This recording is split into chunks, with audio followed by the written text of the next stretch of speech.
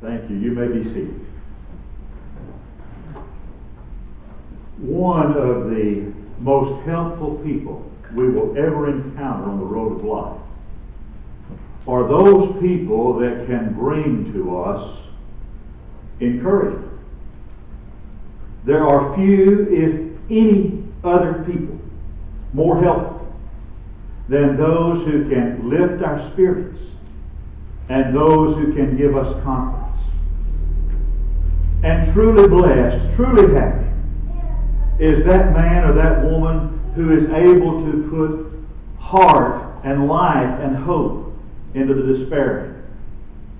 And blessed are those that can dry our tears without reaching for a pocket handkerchief to do so. One of the greatest saints we read about anywhere in the Bible is in the early church. And it's a man by the name of Barnabas. He was a man who was proficient in bringing courage to the discouraged. He was proficient in bringing hope to the disheartened and defeated. In fact, Barnabas was so good at this that those who knew him best gave him a new name. And it was truly a name of rare beauty. And the name by which they called him was a name that meant the son of encouragement. And to have the opportunity to shake the hand of Barnabas was to have your spirits buoyed and to receive a renewed courage. Meeting Barnabas on the street was like a glass of cool water to a man dying of thirst. Being in his presence was putting a new spring into your step, a new hope into life itself. Those who can do this, those who can bring courage, are benefactors. Because folks, write it down, courage is essential to this business of living. To be sure, courage is more than just a luxury in life. Courage is a positive necessity. When we are disheartened, when we lose courage, we lose our joy, and we lose our zest for life. When we lose our courage, we lose hope. When we lose hope, the feast of life has lost its tang, it's lost its appeal. Courage is essential to our usefulness. However talented an individual might be, if we have lost our courage, our usefulness to the Lord is over. Remember God's man of old, God's prophet of old, a man by the name of Elijah? Elijah stood head and shoulders above everybody of his generation as a man of God. On Mount Carmel, single-handedly, he defeated the prophets of Baal in hand-to-hand combat. And right after that, he's running for his life, and he hides in a cave. And he told God, just take my life. It's not worth it to me to live. Until Elijah regained his courage, Elijah was useless to God. When we lose our courage, we lose our usefulness. And when we lose our courage, we become a positive liability to the work of the Lord. Courage is contagious. The old saying, if you act enthusiastic, you will be enthusiastic. But not only is courage contagious, cowardice is contagious also. Do you remember the story of Chicken Little? Well, it seems that Chicken Little was out in the garden one day, and an acorn fell on her head. Oh my goodness, it was a traumatic experience for Chicken Little. It filled her little heart with terror, her little chicken heart with terror. So she goes running down the road. Help! Help! The sky is falling. I must go and tell the king. Now I'm giving you the Reader's Digest condensed version of this little story. Because along the way, she meets Henny Penny and tells her the story. And so she and Henny Penny go running down the road, and then they meet Goosey Lucy.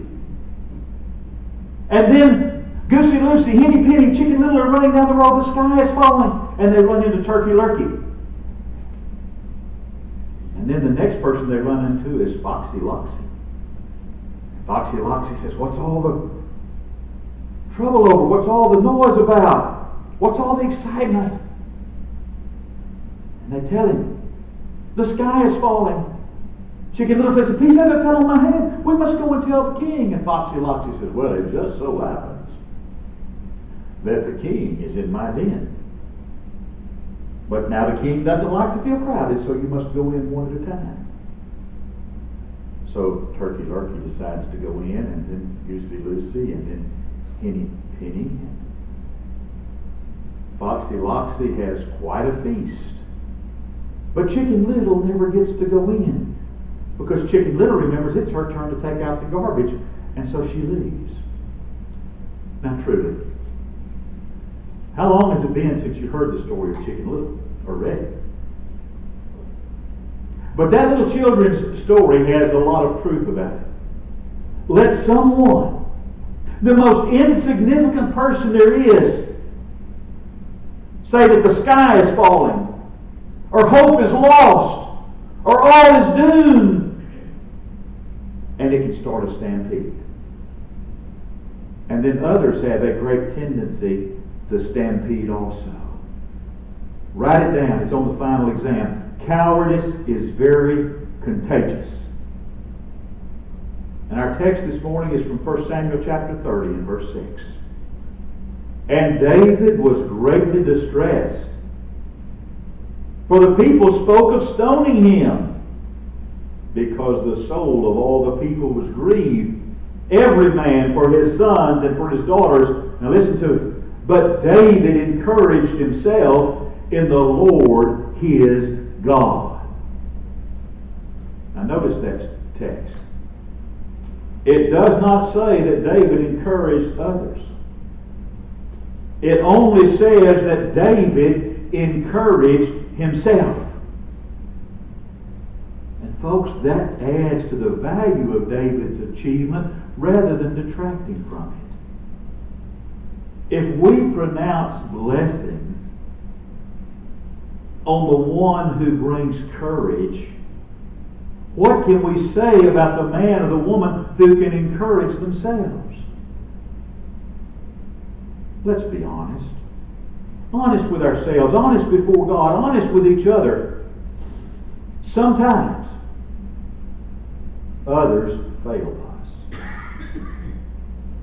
Sometimes other people don't have a clue how desperately short on courage we might be. And so happy, therefore, is that man or that woman who learns the art of encouraging self. Because that man or that woman that learns the art of encouraging self is a self-starter. David didn't have anybody to come to his rescue. David didn't have anybody to put their arm over his shoulder and say, David, it's going to be all right. David rescued himself. David encouraged himself. And in encouraging himself, David was able to do something else. David was able to bring courage to others also. Beloved, we cannot impart to our fellow man what we ourselves do not possess. It is useless for me to shout for you to have courage when my own knees are knocking together in terror. But if I have learned to be steady and unafraid, if I have learned to face the enemy in the eye, if I can stand toe to toe and be unafraid, then I can share my courage with you. So David, by encouraging himself, was able to encourage others also. When? It's a tremendously important question to ask. When did David do this? When did David encourage himself? Now remember something about David. He was a man after God's own heart, but he was a multifaceted individual. He was a man of outstanding ability and a man who had a brilliantly successful career. So we could easily say, well, yes, of course David encouraged himself. If I was a man like David, I'd be able to encourage myself just like he did. David was a man of many gifts and many talents. David was a man whose toast always landed jelly side up. If you ever dropped your toast, you know what I'm talking about.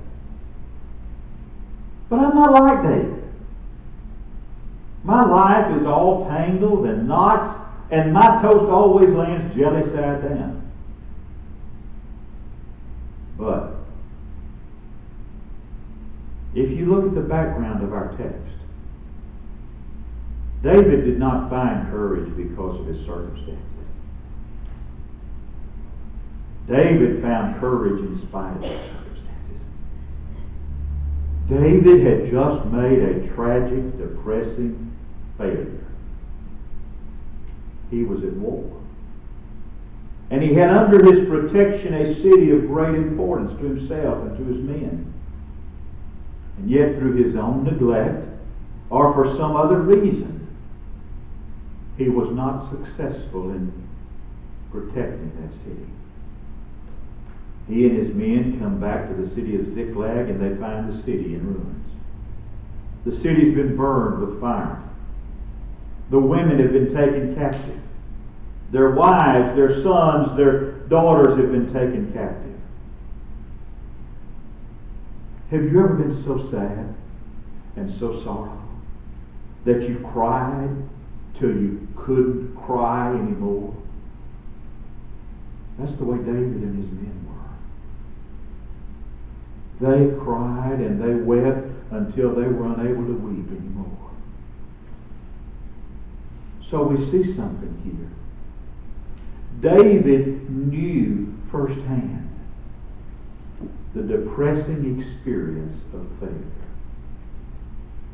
And sooner or later, all of us come to know an experience like that in life. An experience that issues to us an urgent call for courage. You see, David needed to encourage himself because David had failed. And he needed to encourage himself because of what that failure had cost him. For one thing, it had cost David his popularity. David had a wonderful capacity. He was able to win the hearts and the confidence of people. But with this incident, all that's changed. The cheers have turned to jeers. In fact, they are threatening to stone him to death. David is actually in danger of his life. And his failure has cost him his possessions. His failure has cost him those that he loved. David's wealth had been in this city. His prosperity was in this city. His followers had property in the city. David's wives and his children had been in this city. His property had been destroyed. His loved ones had been carried into captivity. Where there had once been a home for David, there's now nothing but emptiness there. David had to encourage himself so he wouldn't show bitterness and resentment. Because guess what? Those thoughtless soldiers, guess who they were blaming? They were blaming their leader for the disaster. Because they were unable, or they were unwilling, to see it was just as painful to him as it was to them. Perhaps even more so.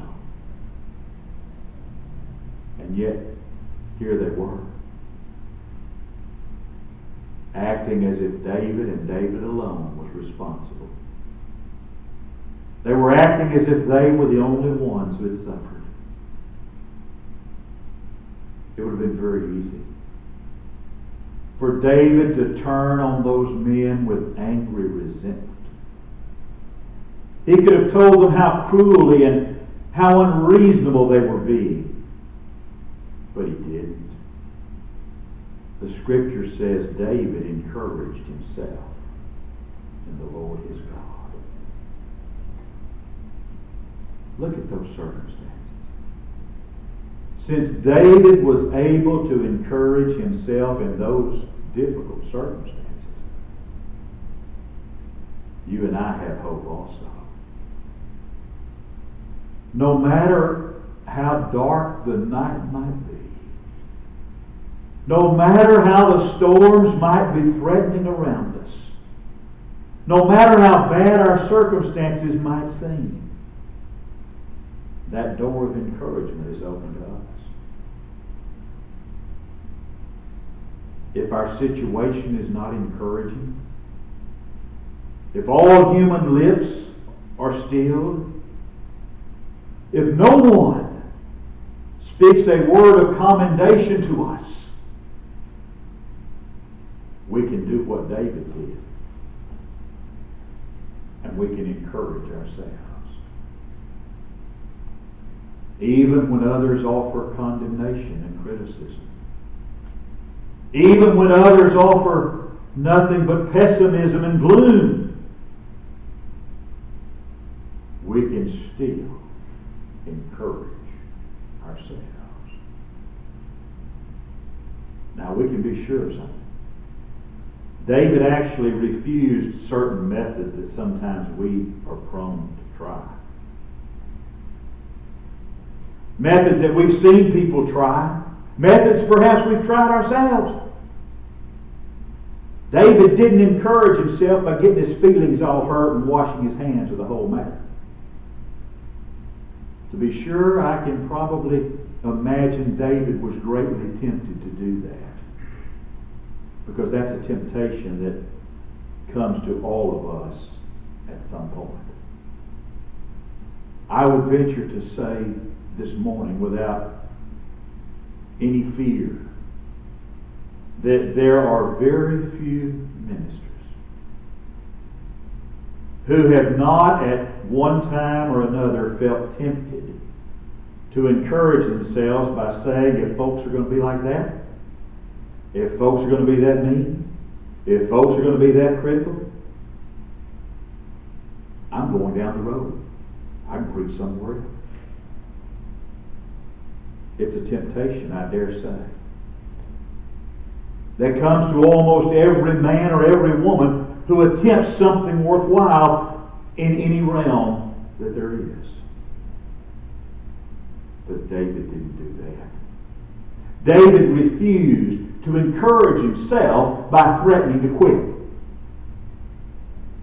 But David also did not encourage himself by closing his eyes to the ugly facts that existed. He could have told himself, well, after all, I didn't lose the fight.